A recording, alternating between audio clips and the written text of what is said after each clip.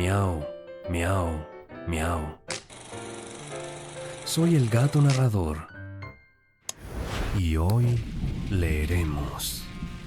Mi madre me envió a la cárcel 10 años por su fraude para enseñarme humildad y ahora soy la única testigo que puede salvarla de la cadena perpetua.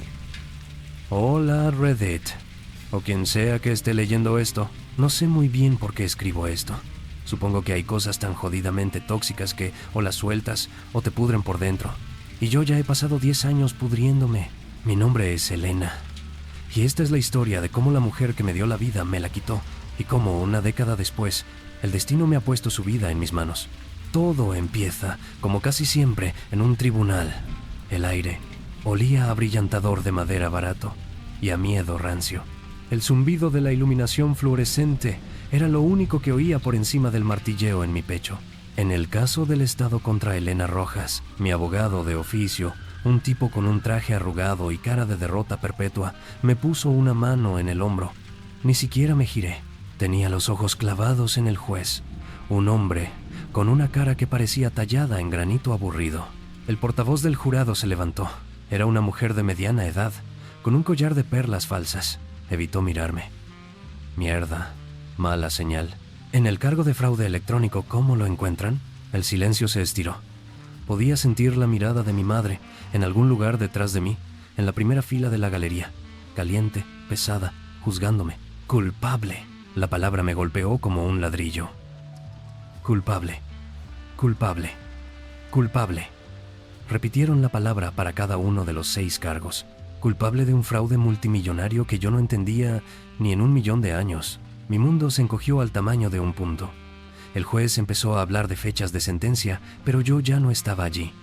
Mi cabeza giró, casi por voluntad propia, hacia la galería, y la vi, mi madre, impecable, como siempre.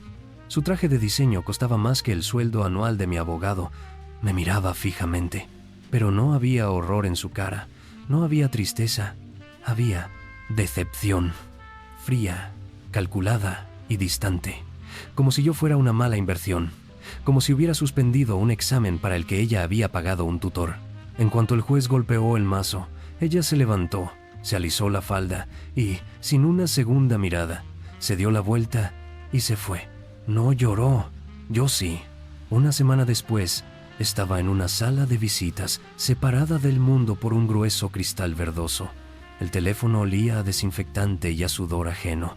Al otro lado, mi madre. Se había tomado la molestia de venir. ¡Qué detalle!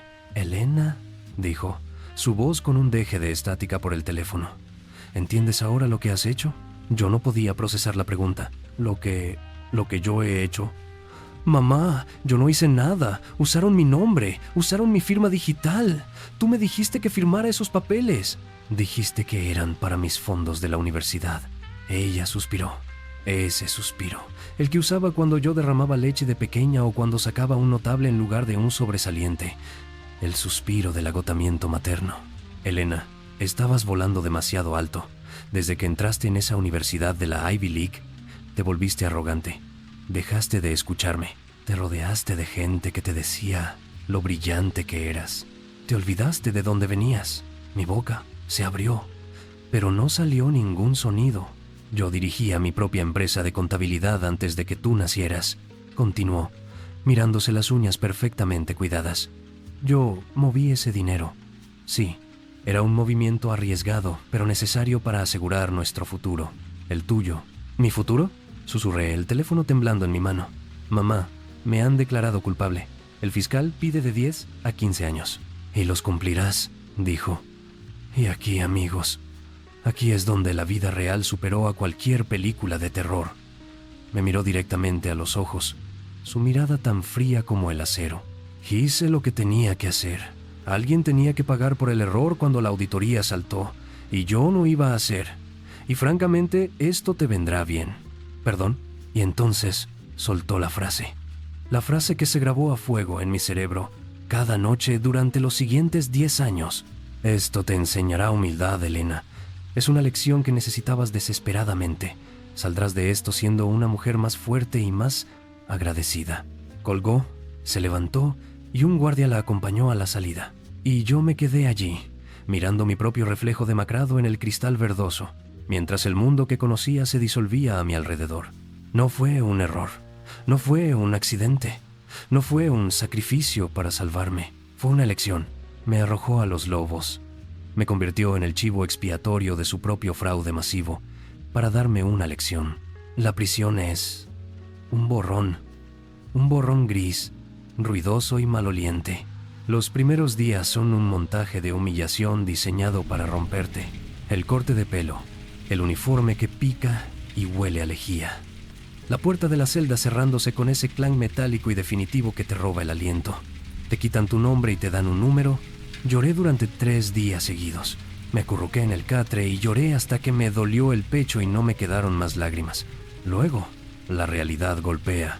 Estaba en el patio, tratando de ser invisible, cuando una reclusa mucho más grande que yo decidió que mis zapatillas, las únicas que tenía, le gustaban más para ella. Me empujó. Caí al suelo de hormigón, mientras yacía allí, con el sabor a tierra en la boca y el dolor punzando en mi cadera. Vi su sombra cernirse sobre mí y supe, con una claridad aterradora, que la debilidad aquí no era solo un estado mental, era una sentencia de muerte. Ese día, la Elena que lloraba murió. Me levanté, lenta, dolorosamente. La miré a los ojos. Mi tristeza no se había ido, pero se había endurecido, como el agua que se congela y se convierte en hielo. Se había convertido en algo afilado, en rabia. Le dije que se fuera a la mierda. Me ganó la paliza de mi vida, pero me quedé con mis zapatillas. Cuando me recuperé en la enfermería, con un labio partido y 2 costillas fisuradas, algo había cambiado. Ya no tenía miedo, solo tenía un propósito. Mi madre me había enviado a un infierno para enseñarme humildad. Pues bien, iba a aprender. Descubrí la biblioteca de la prisión. Era una habitación pequeña y húmeda con libros donados, la mayoría novelas románticas y Biblias destrozadas. Pero en la esquina había una sección de derecho, vieja, polvorienta, desactualizada, pero estaba ahí. La primera vez que abrí un código penal fue como tocar un artefacto alienígena. Era denso, complicado, pero no me importó. Pasé los siguientes 10 años devorando cada palabra. Aprendí sobre el fraude electrónico, aprendí sobre el lavado de dinero, aprendí sobre precedentes, mociones, descubrimiento de pruebas y contabilidad forense.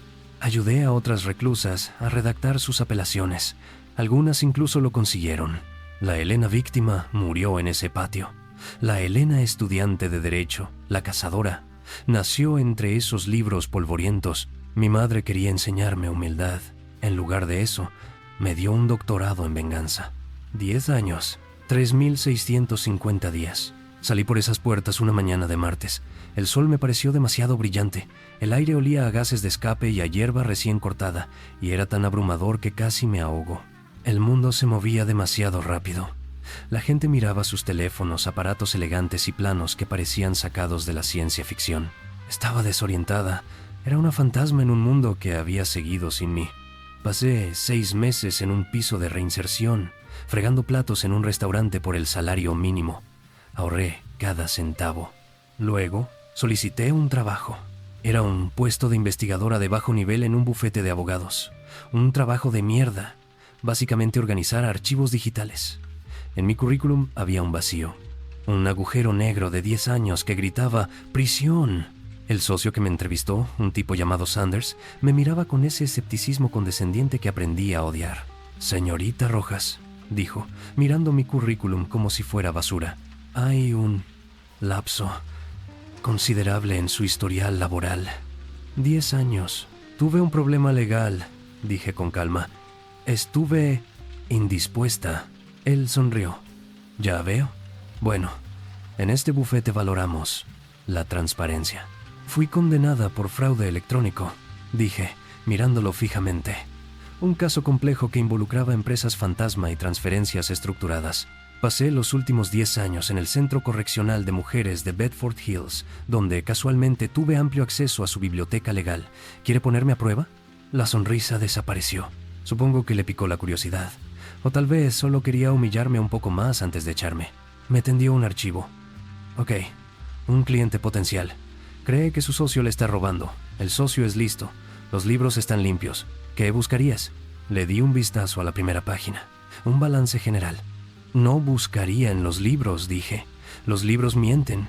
Buscaría en los gastos reembolsables del socio, específicamente gastos de viaje y entretenimiento. Es la forma más fácil de lavar dinero. Se crea una factura falsa de un hotel o un proveedor de conferencias, una entidad que usted controla. Se paga la factura con fondos de la empresa, se declara como gasto de negocios. El dinero está limpio.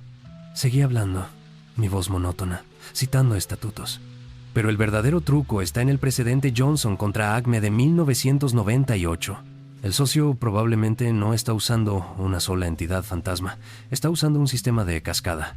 El dinero va a la compañía A, que paga una tarifa de consultoría a la compañía B, que a su vez compra activos de la compañía C. La compañía C está registrada en el extranjero y es propiedad de un fideicomiso a nombre de su perro. Necesitará citaciones para los registros bancarios de las tres, no solo de la primera, y querrá buscar transferencias que caigan justo por debajo del umbral de los $10,000 para evitar los informes automáticos. Me detuve. El silencio en la oficina era absoluto. Sanders me miraba, con la boca ligeramente abierta. ¿Cuándo puede empezar?, dijo. Mi nueva vida era controlada, metódica, fría. Vivía en un apartamento pequeño, casi estéril. Cama, escritorio, cafetera, sin fotos, sin pasado. Mi trabajo era mi vida, y yo era jodidamente buena en él. Era implacable. Me convertí en la investigadora estrella del bufete. Desenterraba los secretos financieros que nadie más podía encontrar. Era una especie de fantasma corporativo. Mi jefe, Sanders, que ahora me trataba con un respeto casi temeroso, me elogió un día después de cerrar un caso particularmente difícil. «Eres una máquina, Elena. Sigue así». Yo solo asentí. Las emociones eran un lujo que ya no me podía permitir. Y entonces, todo cambió. Estaba una tarde en mi escritorio, revisando unos registros bancarios. Tenía una alerta de Google con el nombre de mi madre. No por nostalgia, por vigilancia. Y saltó. Una alerta de noticias apareció en mi monitor. El titular: La magnate financiera, apellido de mi madre, arrestada por fraude masivo y complicidad de homicidio. Mi mano, que sostenía una taza de café, se congeló. Miré la pantalla. Hice clic. Allí estaba. Una foto de mi madre, mayor, más dura, pero inconfundible, siendo llevada esposada por 2 agentes del FBI. Me quedé mirando la imagen durante 1 minuto entero. No sentí nada. Luego, sentí algo. Una sonrisa. Lenta, fría. Una sonrisa que no me llegaba a los ojos. Una sonrisa que daba miedo. Schadenfreude. Alegría por el mal ajeno. Y sabía jodidamente dulce. Elena, ni te acerques a esto.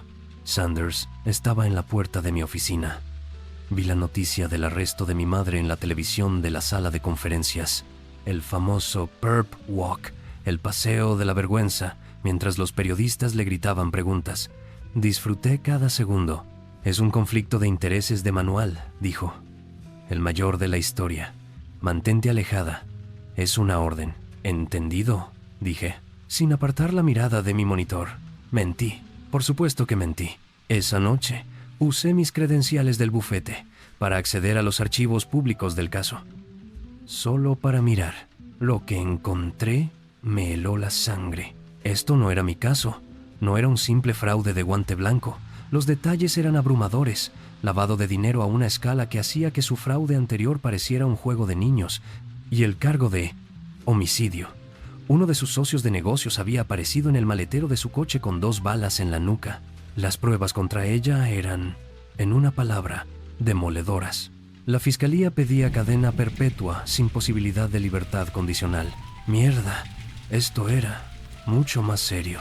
Me pasé la noche leyendo, página tras página de transacciones financieras. Todo parecía sellado. La culpabilidad de mi madre era obvia. Y entonces lo vi. Era una transferencia. Una sola. $50,000. Oculta entre cientos de otras. La forma en que estaba estructurada. El enrutamiento a través de 3 cuentas offshore. Era familiar. Era demasiado familiar. Fui a mi armario. En una caja de seguridad bajo el suelo tenía los archivos de mi propio caso, los que había conseguido con la Ley de Libertad de Información. Los saqué y los extendí sobre el suelo de mi apartamento. A las 3 de la mañana, con la ciudad en silencio, los comparé. Las transacciones de mi caso de hacía 10 años y las transacciones del nuevo caso de mi madre. El patrón, el método de fraude, era idéntico, como una firma, su firma, pero había un problema. Un gran problema. Miré la marca de tiempo de la transferencia clave en el nuevo caso, la que la vinculaba al socio asesinado. Luego, miré el informe policial. La transferencia de dinero ocurrió a las 10:35 de la noche del martes. Según el informe de la policía, a las 10:35 de la noche del martes, mi madre ya estaba en una sala de interrogatorios, detenida por el asesinato. Le habían quitado el teléfono, el ordenador, todo. Era imposible. Ella no pudo hacer esa transferencia. Alguien había copiado su método. Empecé a trazar un mapa, no en una pared, no soy una loca de película. En mi portátil, en una hoja de cálculo encriptada. Nombres, fechas, conexiones. Mi madre, el socio asesinado, llamémosle socio A, y el otro socio, el que ahora convenientemente dirigía toda la compañía, llamémosle Marcus. Revisé la lista de testigos del nuevo caso de mi madre. Marcus era el testigo estrella de la acusación. Su testimonio la hundiría. Dijo que ella había estado actuando de forma errática, que la había oído amenazar al socio A. Un presentimiento me hizo volver a mis viejos archivos, los de mi juicio. Busqué el nombre de Marcus y allí estaba. Hace 10 años, Marcus fue un testigo de carácter para mi madre. Testificó que ella era una mujer de negocios íntegra y una madre devota. Sabía del fraude original, estuvo allí, sabía exactamente cómo lo había hecho. Me preparé un trago. Mi mano temblaba y eso me enfureció. Si mi teoría era correcta, con una nueva oleada de adrenalina, empecé a buscar registros de viajes de Marcus. Su coartada para la noche del asesinato era que estaba en Chicago en una conferencia. Le llevó 3 horas, pero encontré lo que buscaba. Registros de la torre de telefonía móvil. Su teléfono no estaba en Chicago. Su teléfono había hecho ping en una torre a 2 manzanas de la oficina donde el socio A fue asesino. Lo vi todo, claro como el agua. Marcus y mi madre eran cómplices en el fraude original. Cuando la auditoría saltó, Marcus la dejó caer, la dejó usarme a mí como chivo expiatorio para salvarse él y salvar la compañía. Ahora, la historia se repetía, pero con apuestas más altas. Marcus y el socio A probablemente tuvieron una disputa. Marcus lo mató y necesitaba un chivo expiatorio. ¿Y quién mejor que la mujer cuyo método de fraude conocía íntimamente? La mujer que ya tenía antecedentes, gracias a mí, de fraude. Lo que la convertía en la culpable perfecta. Él transfirió el dinero usando el método exacto de mi madre, mientras ella estaba siendo interrogada, sabiendo que la incriminaría perfectamente. La estaba usando a ella como chivo expiatorio, exactamente igual que ella me usó a mí. Joder. La ironía era casi poética. Tenía las pruebas, tenía la verdad. Podía salvar a mi madre de una sentencia de cadena perpetua. Y entonces me di cuenta de la trampa. Me senté en mi apartamento estéril, mirando el archivo que había compilado. Para probar que Marcus copió el fraude, primero tenía que explicar cómo sabía yo el método. Tenía que probar que el método era de mi madre. No podía salvar a mi madre del homicidio sin exponerla por el fraude original, el fraude por el que yo había pagado con 10 años de mi puta vida. Me enfrentaba a una elección imposible. ¿Justicia? ¿O venganza? ¿Salvarla de la cadena perpetua por un crimen que no cometió? ¿O dejar que se pudriera por el crimen que sí cometió contra mí? No podía tener ambas cosas. Pasé 2 días en una especie de niebla. Intenté trabajar, pero no podía concentrarme. Seguía mirando el teléfono, mi corazón dividido entre un deseo helado de venganza y un retorcido sentido. ¿Justicia? Entonces sonó el teléfono. Número bloqueado. Dudé, pero contesté. ¿Señorita Rojas? ¿Elena Rojas?, dijo una voz masculina, cansada. ¿Quién habla? Soy David Klein. Soy el abogado defensor de su madre. Mi agarre se tensó en el teléfono. Señorita, mire, sé que su relación es complicada, dijo. Pero estoy desesperado. Su madre se niega a hablar. Se niega a participar en su propia defensa. Solo repite una cosa, una y otra vez. Dice, que venga Elena. Ella sabe la verdad. Hice una pausa. El mundo pareció detenerse. Por favor, señorita Rojas, suplicó el abogado. Está pidiendo verla. No sé qué verdad cree que usted sabe, pero es mi única oportunidad. Ella me estaba llamando. Después de 10 años de silencio absoluto, ahora me necesitaba. La dinámica de poder, por primera vez en mi vida, se había invertido por completo. Le enviaré la hora de visita, dije y colgué. Me miré en el espejo. Mi rostro estaba impasible, frío. Me arreglé la chaqueta, me puse mi máscara de profesionalidad y fui a la cárcel del condado. El olor, Dios, el olor. Desinfectante, sudor y esa misma desesperanza rancia. Cada clank de las puertas metálicas era un eco de mi década perdida. Me sentaron en una sala de visitas, esta vez sin cristal. Solo una mesa de metal atornillada al suelo. La puerta del otro lado se abrió. Entró, esposada, con un uniforme de prisión naranja brillante. Su pelo, antes perfectamente peinado, estaba grasiento y gris. Sus ojos, antes fríos y calculadores, estaban hinchados y enrojecidos por el pánico. Nuestros ojos se encontraron por primera vez en 10 años. Se sentó frente a mí. El silencio era ensordecedor. Se veía demacrada, aterrorizada. Elena, susurró. Su voz era áspera. Por favor, tienes que ayudarme. No dije nada.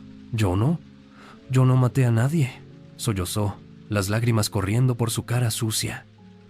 Lo juro. Juro por tu vida que no maté a ese hombre. La miré, sin emoción. Tienes que creerme. Su voz se elevó, histérica. Sé que me odias. Tienes todo el derecho a odiarme, pero soy tu madre. Soy tu madre y no puedes dejar que me pudra aquí por algo que no hice. La misma carta. Soy tu madre. La misma que usó para justificar mi destrucción. Me incliné ligeramente. Tomé un sorbo de agua de un vaso de plástico. Lo sé, dije en voz baja. Se detuvo en mitad de un sollozo. Me miró, una mezcla salvaje de sorpresa y alivio inundando su rostro. ¿Tú lo sabes? ¿Sabes que soy inocente? Sé que no apretaste el gatillo, dije. Entonces, ¿testificarás? ¿Se lo dirás al fiscal? ¿Les dirás la verdad? Dijo, casi riendo de alivio, extendiendo sus manos esposadas sobre la mesa. Me incliné un poco más, bajando mi voz a un suso helado. Sé que no lo hiciste. Sé que fue Marcus. Sus ojos se abrieron como platos. Sé que copió tu método de fraude, continué. El mismo método que usaste hace 10 años. El mismo método que usaste para incriminarme a mí. El alivio en su rostro se congeló, se agrietó y se desmoronó, reemplazado por un terror puro y absoluto que nunca antes había visto en ella. Ahora lo entendía. Elena, tartamudeó, tratando de recuperar el control. Elena, eso no importa ahora. Estamos hablando de mi vida. Oh, sí que importa. La corté. Importa muchísimo. Porque para probar que Marcus te incriminó con el asesinato, tengo que explicarle al fiscal exactamente cómo reconozco ese método de fraude. Tengo que entregarles la prueba de tu fraude original. La prueba que demuestra que tú fuiste la culpable hace 10 años, no yo. Ella empezó a negar con la cabeza, su rostro pálido. No hay otra manera, mamá. No puedo salvarte del asesinato sin entregarles el fraude por el que yo pagué. No, gritó. No puedes. Eso me enviará a prisión de todos modos. Por años. Me encogí de hombros. ¿Es eso? ¿O la cadena perpetua sin libertad condicional por asesinato? ¿Qué prefieres? ¿Pagar por el crimen que sí cometiste o pagar por el que no? Se derrumbó. Dejó caer la cabeza sobre la mesa y rompió en un llanto desgarrador. Un llanto feo, animal, de alguien que lo ha perdido todo. Estaba completamente derrotada. La observé llorar durante 1 minuto entero. La observé mientras el peso de sus decisiones la aplastaba. Me levanté. «Espera», gritó, levantando la cabeza de golpe. «Espera. ¿Por qué? ¿Por qué? ¿Por qué harías esto por mí? ¿Por qué siquiera?» Me detuve en la puerta. La miré por encima del hombro a la mujer rota y patética que tenía delante. Y le di la respuesta. La única respuesta que importaba. Para enseñarte humildad, salí de la habitación, dejando que su grito ahogado rebotara en las paredes de hormigón. Corte a la sala del tribunal, Es un día diferente. Estoy en el estrado de los testigos. He jurado decir la verdad, toda la verdad y nada más que la verdad. El fiscal me mira. Señorita Rojas, usted afirma tener pruebas de que el señor Marcus fue quien transfirió los fondos para incriminar a la acusada. Por favor, explique a la corte cómo sabe que esa firma de fraude era única. Miro fijamente a mi madre, sentada en la mesa de la defensa, pálida como un fantasma. Luego miro al jurado. Luego miro a Marcus, sentado en la primera fila, sudando frío. Tomo una respiración profunda para entender por qué. Tenemos que empezar desde el principio. Comienza hace 10 años, con un fraude que yo no cometí, fundido a negro. Actualización. Hola de nuevo. Han pasado 3 meses. Supongo que les debo el final de la historia. Testifiqué. Conté todo. Cada detalle sórdido del fraude original de mi madre, cómo me utilizó, cómo me dijo que los papeles eran para la universidad, cómo me envió a prisión para enseñarme humildad. La sala del tribunal estaba en absoluto silencio. Los miembros del jurado me miraban como si me hubiera crecido una segunda cabeza. Luego, presenté mi investigación. Expuse cómo el método de fraude de Marcus era una copia al carbón, una firma que solo alguien con conocimiento interno, alguien como el socio que testificó a favor de ella hace 10 años, podría haber conocido. Presenté los registros de la torre de telefonía móvil que destrozaban la coartada de Marcus. Fue un puto baño de sangre. El resultado fue un caos. Marcus fue arrestado allí mismo, en la sala del tribunal, por perjurio y sospecha de homicidio. ¿Y mi madre? Mi testimonio la exoneró del cargo de asesinato. El jurado la declaró no culpable de ese cargo, pero el fiscal, oliendo sangre y justicia atrasada, reabrió inmediatamente el caso de fraude de hace 10 años, basándose en mi testimonio bajo juramento, con las nuevas pruebas, mi testimonio. El caso era hermético. Mi madre fue sentenciada, no a cadena perpetua, pero sí a 7 años en una prisión federal por el fraude que cometió. 7 años por los 10 que yo cumplí. No es perfecto, pero es poético. Fui a verla una última vez antes de que la trasladaran. Esta vez, la humildad era real. Estaba rota. ¿Por qué, Elena?, me preguntó. Su voz apenas un susurro. ¿Por qué no dejarme pudrir? ¿Por qué salvarme del asesinato solo para enterrarme con el fraude? La miré durante un largo rato. Porque tú me enseñaste que las acciones tienen consecuencias, le dije. Me enviaste a prisión por un crimen que no cometí. Yo me aseguré de que fueras a prisión por el que sí cometiste. Eso no es venganza, mamá. Eso es equilibrio. Salí de esa sala de visitas y, por primera vez en más de una década, me sentí ligera. Me sentí libre. No sé si esto es un final feliz. No tenemos una relación. Nunca la tendremos. Perdí a mi madre hace 10 años en esa sala del tribunal, pero recuperé mi nombre y recuperé mi vida. Gracias por escuchar, Reddit. Vaya, qué desastre tan exquisitamente humano. Francamente, uno casi podría admirar la simetría de todo esto. Es tan ordenado, una transacción kármica perfectamente ejecutada.